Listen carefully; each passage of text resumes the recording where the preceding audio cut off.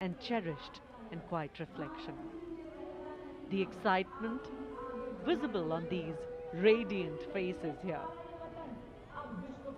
Children craning their necks, elders offering blessings, tricolors fluttering with pride, speaks volumes of a nation's collective hope.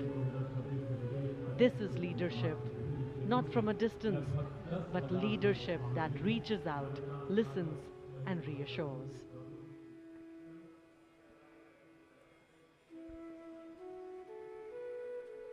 माननीय प्रधानमंत्री श्री नरेंद्र मोदी का हमेशा से ये प्रयास रहता है कि इस तरह के जो ऐतिहासिक आयोजन हैं और उनमें जो जन भागीदारी है उसे ज़्यादा से ज़्यादा बढ़ाया जाए, उसे सुनिश्चित किया जाए।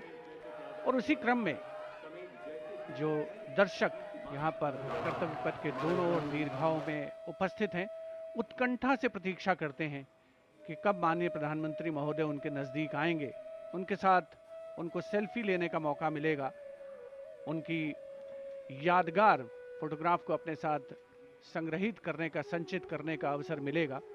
और यकीनन अपने आप में एक बहुत ही विशिष्ट अवसर होता है एक आम नागरिक के लिए, जब देश का सर्वोच्च नेतृत्व उसके इतने पास हो, उससे इतनी प्रॉक्सिमिटी उनकी बन रही हो, तो अपने आप में उसके व्यक्तिगत तौर पर उस व्यक्ति के लिए एक बहुत ही अविस्मरणीय, कभी न भुलाने वाला ये अवसर होता है। और इन चेहरों पर जो उल्लास है, जो उत्कंठा है, जो उमंग है, वो स्पष्ट देखी और पढ़ी जा सकती है।